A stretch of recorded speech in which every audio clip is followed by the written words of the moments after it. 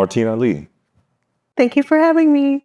Thank you for coming. I mean, honestly, it's just a talk. We're getting to know each other.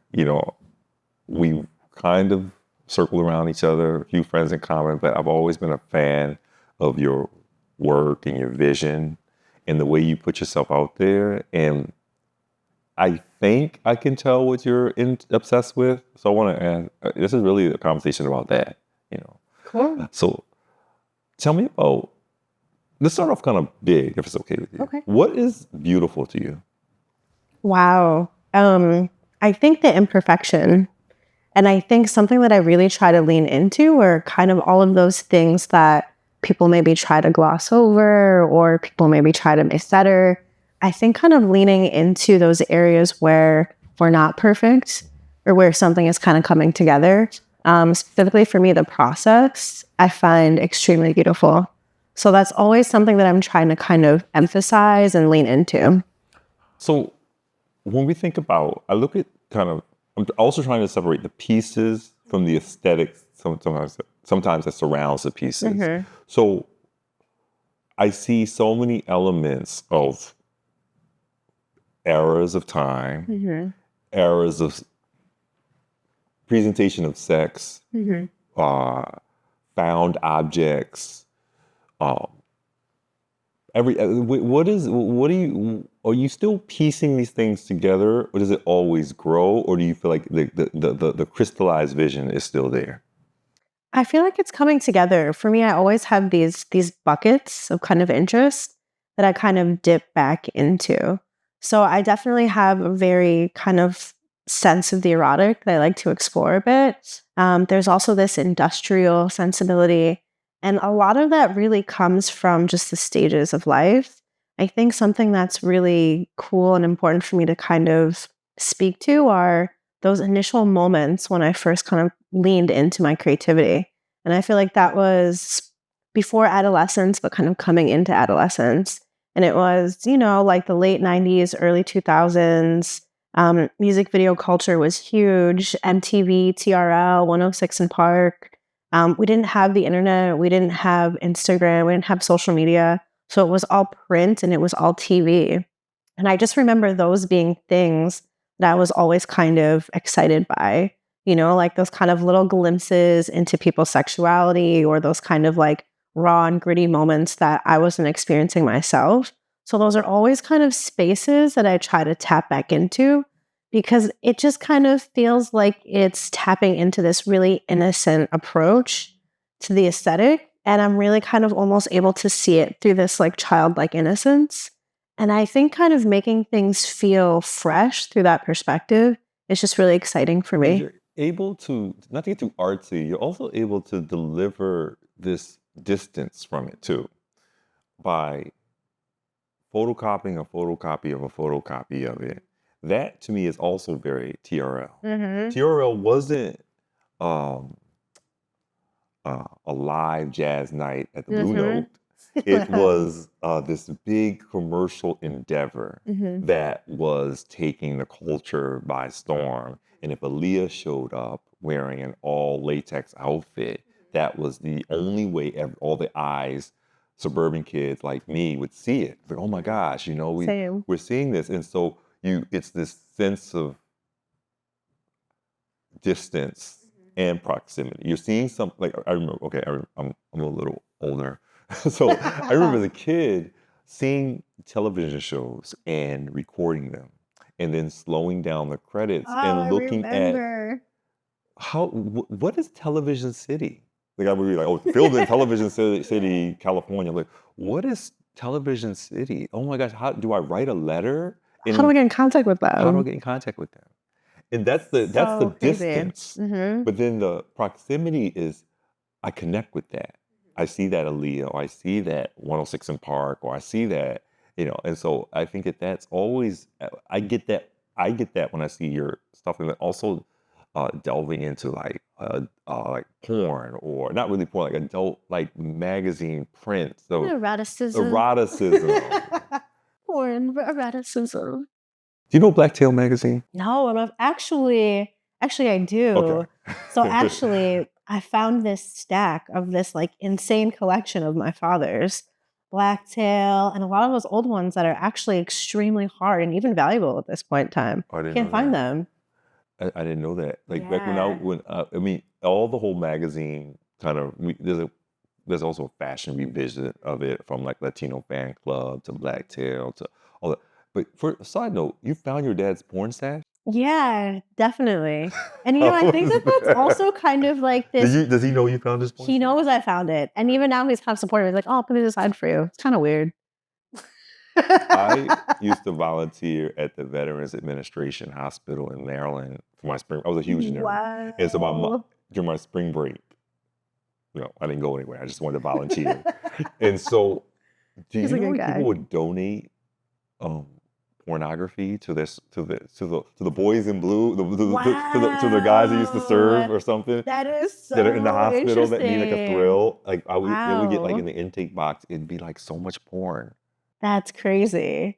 I mean, I think that that speaks a lot to kind of that distance. I think there's this taboo element, but then there's this really normal side of it, and I feel kind of like we all have our own experience of like the access, but it also being like very forbidden and very kind of untouchable. But those moments of kind of discovering it and flipping Oh, of through or course. watching it Well, and I don't know about your world, and I can't speak for every male in the world, but like in the pubescent male world, there's this there's this sharing of Mhm. mag porn Mhm. of like in middle. I'm sure you remember in middle school, people now it's probably links or movie Yeah. fans or whatever, but they would literally a magazine would be passed around, God knows what. Or if you really are like on the suburbs, it's like campsite. And I remember like hearing about you find people's porn stash in like a Wow. bathroom or something like that or whatever, and it'd be like this treasure trove of like that. So even more so, I'm also really interested in the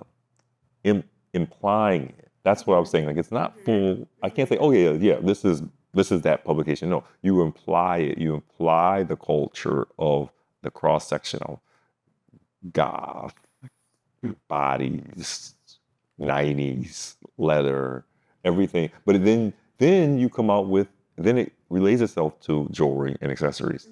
So then that's just the backdrop for it, and the jewelry and accessories stand on their own as its own object.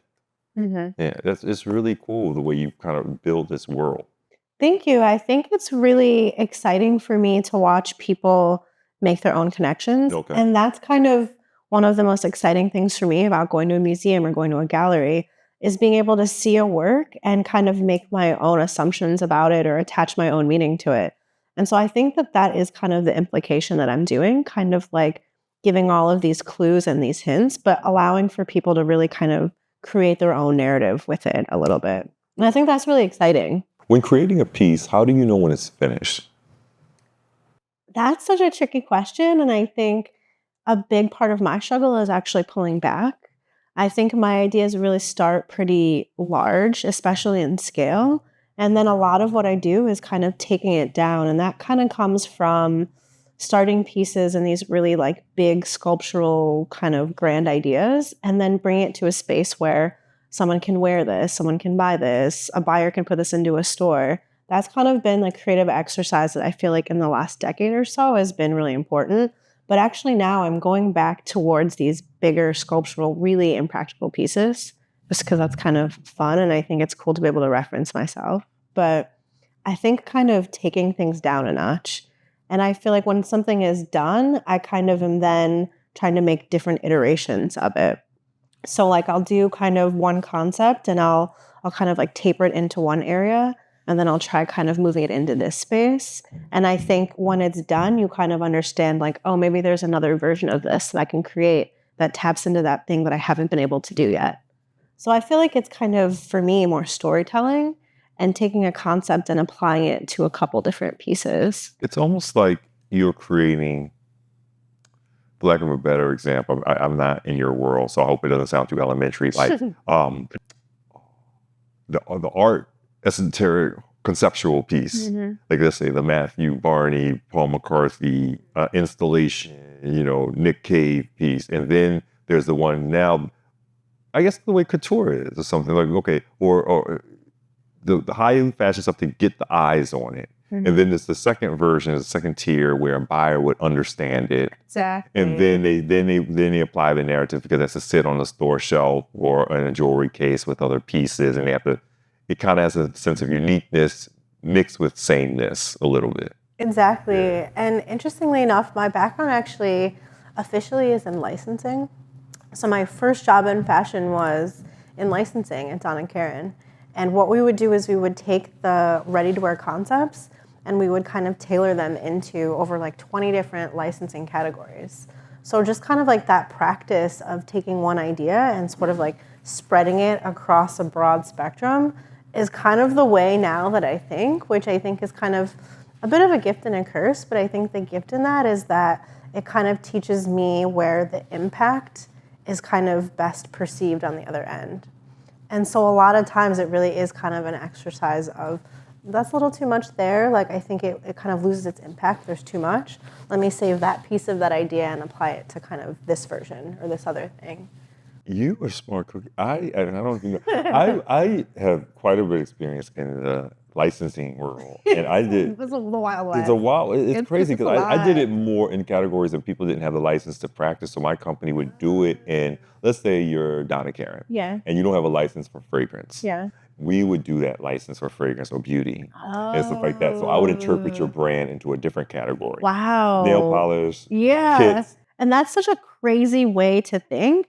But it was really interesting how, like the texture of a sweater that's going down the runway then informs your entire tabletop collection that's sold in Bloomingdale's. But then it truly made me hate people. There's Working that. So with awful. fashion, it broke my will to be creative because it's not. And what I probably should have learned early on is that it's not creative. This is a job. It's completely driven by numbers, and to that point, I definitely quit or got fired from that job. It was a little murky. So same. Uh-huh. And then that's when I kind of, I just decided that I wanted to really start my own brand and explore creativity in a different way. That's when sometimes I'm asked to be on speaking things, and now it's a little more because of my current job. But previously, it was because I worked at Gucci carrying for many years. Oh yeah. Yeah, and I'm that. This is before I got into licensing at that time, but everything that was really something. You mentioned, did I quit? Did I get fired? I felt like Up for discussion. I quit.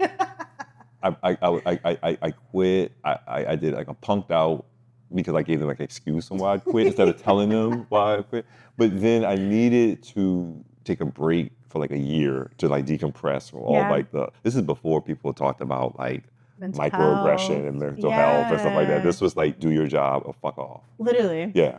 And I That was worked. a different time. I It was feel a like different people don't time. have any inclination to how taxing that was on This the is spirit. before people were talking about like an inclusive and diverse workplace. Oh Even my though now, who knows? But it was before then. It was like it was not a great time, and I looked at that plus working some years later into licensing, and so I developed almost this fear, phobia, disdain for explaining creative to anyone that's not creative, including my current role. I don't want to be like shitting on it or anything like that. I think it's more about I'm a lot more into doubling down on the creative, and so you know how you said you do the sculptural hard to understand idea first. I'm way more into that. Yeah. Than but having a smart mind for business is so key to everything, And it's interesting now how those things kind of work hand in hand. I think that I've experienced some of that work environment as well, and it was extremely toxic for me too. Especially as a woman of color, I think that, especially as a young woman of color in those rooms, it was super difficult. And I think now what I'm leaning into are those imperfections and those differences, because I think that we don't have a lot of role models that are really kind of speaking to us about that.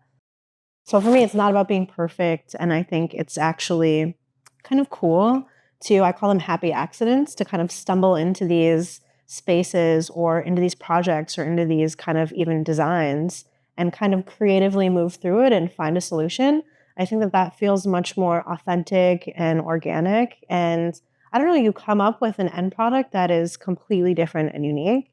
And now I think we're in an environment where that's really celebrated. So it's nice to be on the other side of that. But I think that, a lot of people don't realize how much we've had to put in to get there, 100%. Yeah. Do you think objects have an energy to it?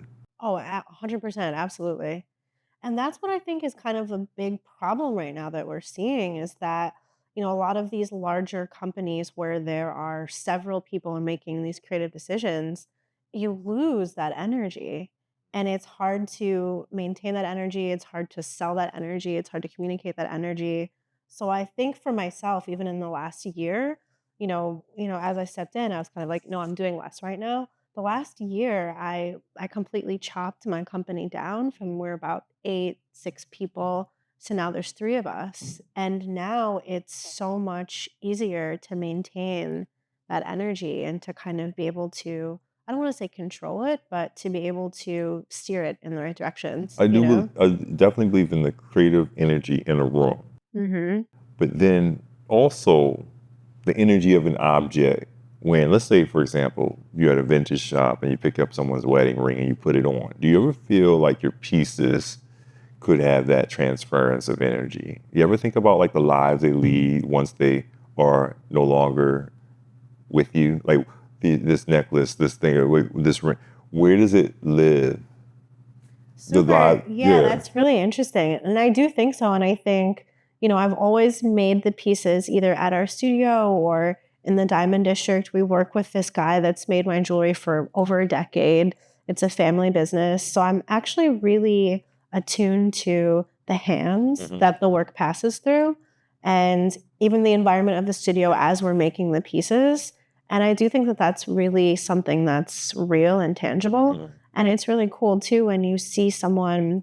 Of course, I don't get to see everybody put on the jewelry, but it's like it's scattered in the world. but the people that I am able to kind of like have in the studio and watch them find a piece, it's like you can kind of like see that transformation happening. It's like all of a sudden like this piece found a home and you can kind of see them kind of light up and it's like it now kind of like has its place in the world.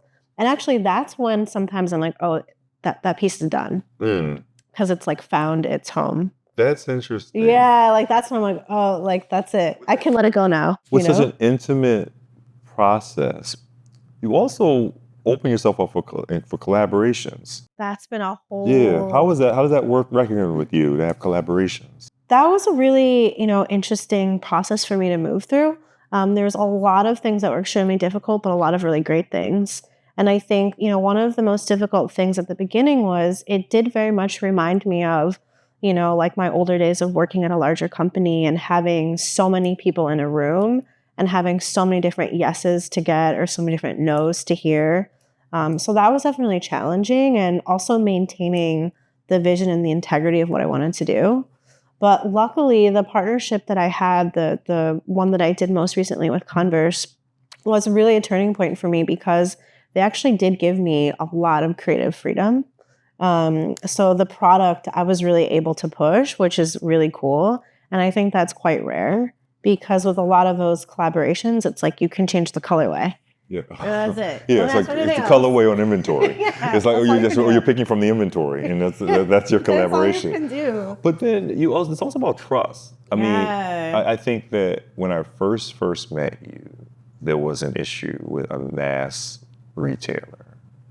I don't know if we're going to speak about it. We can cut it out. We can talk about it. A mass retailer that stole an idea that you did. Yeah. By the way, I'm sure that like there's 5 stories like that or 10 stories like that. So which one? But it was one with the I think it was some accessory cage bag. Yes. Oh yeah, that was a tough one. To come back from that. And not to be like, fuck these people. Yeah, that was, that's kind of crazy. Now it's like I'm seasoned with it. So it's like as soon as I think of an idea, I'm accepting of the notion that it's already been taken. So as soon as it's like coming to the like top of my head, I'm like, it's gone. But that was like gut wrenching and heartbreaking to go through every single time.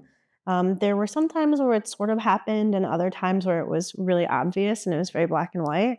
But I think that that has a lot to do with the type of product that I'm making, because I really like to speak to things that feel familiar in some way, but I like to execute them in this kind of like unexpected way. So whenever you're leaning into something that feels a bit familiar, you kind of risk people being able to like access that. And That's so very that's generous always way of kind of, looking at it. yeah, it's always kind of something that's been a bit tough with the way that I design and I move through my creativity is I don't just sketch from scratch. Like I'll see something and I'll almost kind of like see it into its new iteration. So I'm kind of now becoming a bit more comfortable with the idea that the copying or the leaning into what I've done is something that I'm going to kind of see over and over again. I used to have this idea when I had a creative. I used to also be a creative director for photographers at one time in my life. So I Wow. used to partner with photographers and be their creative directors for shoots. Oh, cool. And so and some of them would not work with you anymore, but you see your Yeah. You're like, show. that's interesting That's because fair. that looks like what Exactly. I That's what we do. talked about, or what you didn't want to do. But anyway, but I always think, okay, you can steal that little raggedy idea. I'm like the ocean. I have Smart. another wave coming, another Yeah. wave coming, another wave coming, and stuff like that. That's what I think. But then other times sometimes when you miss out on the payday, it's kind of bitter. Yeah. You kind of have to think, oh, well, maybe I could go on vacation if I would Yeah. have got that cash and The things I everything. could be doing with that Exactly, check. exactly. So is it also about you have to trust that creative, that collaborative energy if you partner with people? I think that's huge, and I think that you can usually tell when people really respect where it's coming from. Mhm. And I think that that element of respect really makes them kind of protect it a bit more. But I've also seen people that respect what I do working in a larger company with other people that don't necessarily understand it. And that's kind of lost, you know? So I think the way for myself around that is kind of just being more mindful about the people that you kind of let into that space and into those conversations. So, a lot of times if I'm in kind of a collaborative creative environment, I'll speak to an idea, but I won't over explain it right away. And I'll kind of almost like sprinkle seeds or Mm. or be more forthcoming with elements of the idea. And as we work together and as things get more locked in and I feel like I'm being respected and there's trust there, then it kind of is something I'm more comfortable really explaining and kind of expanding upon. But it's not something that I learned right away. And, I think it's been the most difficult and the most painful when it's with people or companies or collaborators that you were really close with, because I think that those are those conversations that were completely open, and we're an open book. And I've kind of learned now that it's just really important to be really edited for kind of as long as you need to be. And it's, of course, a case by case basis, For you me, I've know? learned I don't have to talk all the time. Yeah, I don't have to. I exactly. don't. Some things might come easily. A friend of mine was a brilliant artist, but not financially successful. Hmm. And this one pop star was taking him out to dinner, taking him out to trips, no money. Those are always the ones. They're so Exactly, nice to exactly. you. And I go, you better shut up because you Don't are say just giving anything. him Yeah. so much free stuff, Hmm. and you might think it's easy because it comes to you. It's just naturally, but it does not come naturally to this person, obviously. And so you've got to be very. I learned that lesson for myself. Just not. I'm a lot more in a corporate setting right now, and so it's a lot more like you have to hear, you have to read the room. Don't because the creative process is a lot. The, Also, as you get in different roles, it's a lot of business. It's the business of selling creative, Hmm. and you come from a world where you understand how to sell a product, how to also be very creative with it. And so one has to be the boss sometimes or another. Because Yeah. what do you think people misunderstand with you as a business person? I think that, there's a bit of a misconception around how long I've been working in the industry, um, which I'll take as a compliment. This is I guess. all right. So I think that people are, I don't know if they think it's luck or if they think it just happened or it's happening, but I started working in the industry in 2006, so I think that's kind of something that I'm always running into. I think people, they see Instagram and they kind of see like the cover of the book. So I think that there isn't much understanding necessarily of the actual experience that I'm bringing to the table, and I've worked in very corporate settings to completely loose, free creative settings. So I think having both of those types of experiences under my belt is a lot to really pull from. And I don't think that people understand that. What's next for you that you're excited about? Well, what's next and what I'm really excited about is obviously kind of just like these different products I've been able to design. So working on shoes, and I also did like a little apparel capsule of Converse that was cool.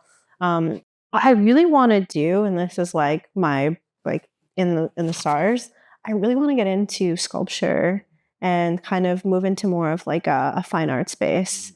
And that's not necessarily something that is like tangible for me right now, but I feel like jewelry lives so close to sculpture, and I feel like there's kind of this like whole world of even kind of how sculpture overlaps with home goods. So I'm just really excited to be able to kind of look into different products and see those kind of come to life, but also infused with a lot of kind of the aesthetics and energy of what I'm already doing with jewelry.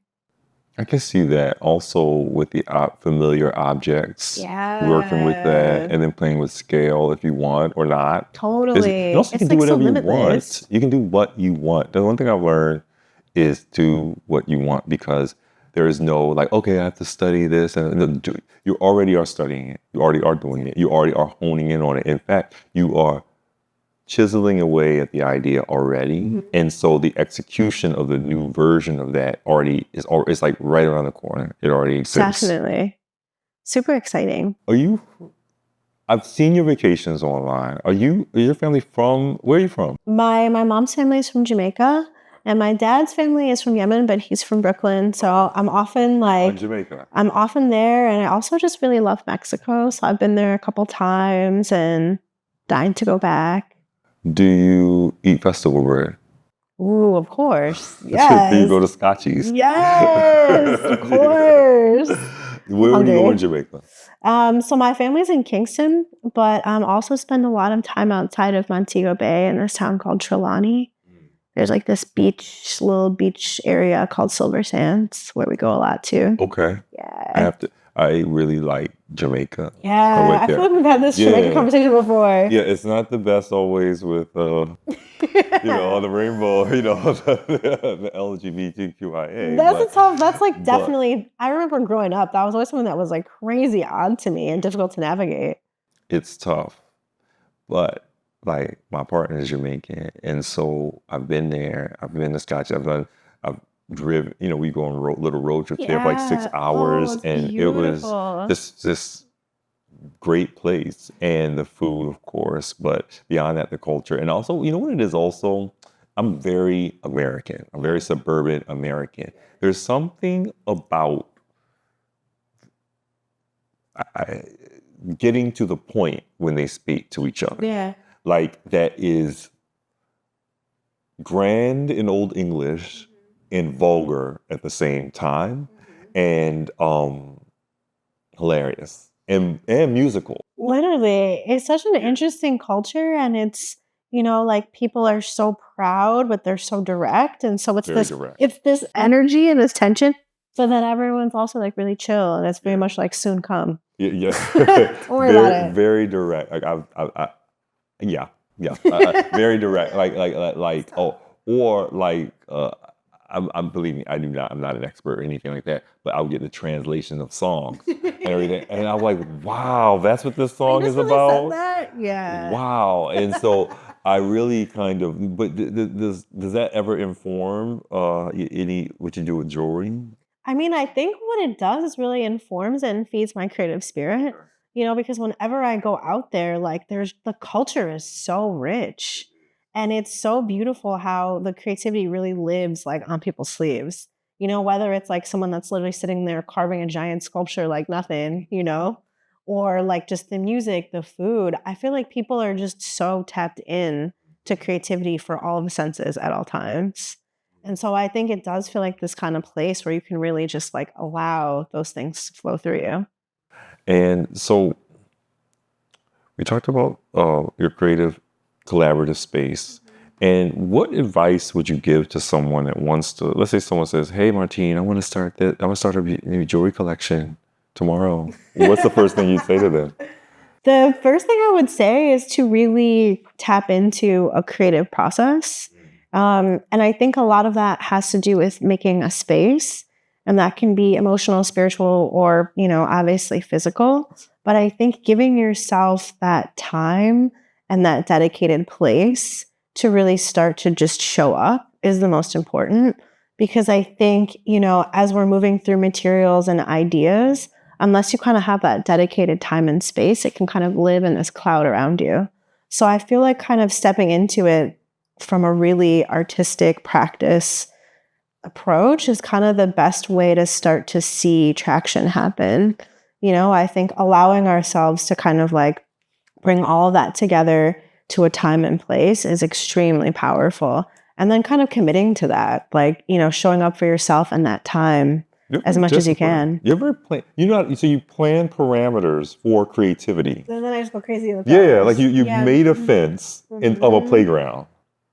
Then you just play. Yeah. And I also think that is kind of a misconception that I definitely struggle with, but I think creatives struggle with as well, because you have to have that discipline to see results, and you have to create, to your point, like that fence around the playground so that you can actually kind of like get to the fun stuff, You're a business. Like Thank a real you. business. Like I know people look. I know you have the wrap glasses and the cool pants and everything, but you are a real business. Thank you. I love it. I appreciate that. Thank you for the time. Thank you. It's been such a pleasure. Thank you. Thank you so much. All right, so we're gonna wrap. we stand up and right here. Is it right? Is that cool? All right, cool. All right. Thank you again, Martine. Oh shit. This is great. What kind of perfume do you wear? Glossier. It's just like their whatever perfume, but it's like everyone compliments me on it. It's beautiful. Thank you. Let me tell you, I used to work in the fragrance business. It's one of the best new fragrances. Wow. In my opinion. Do you know it? Of course. Yeah, because I feel like it was like some famous perfumer made it. Well, first of all, it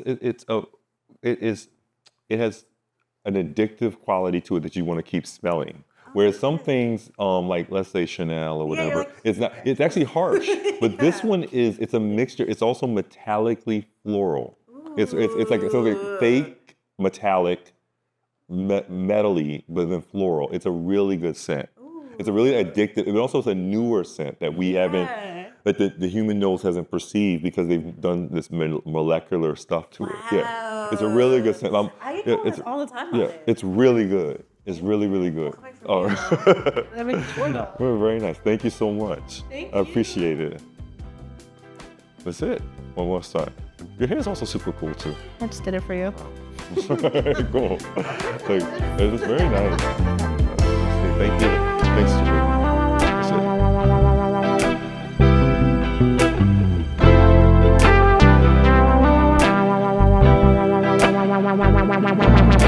That's it.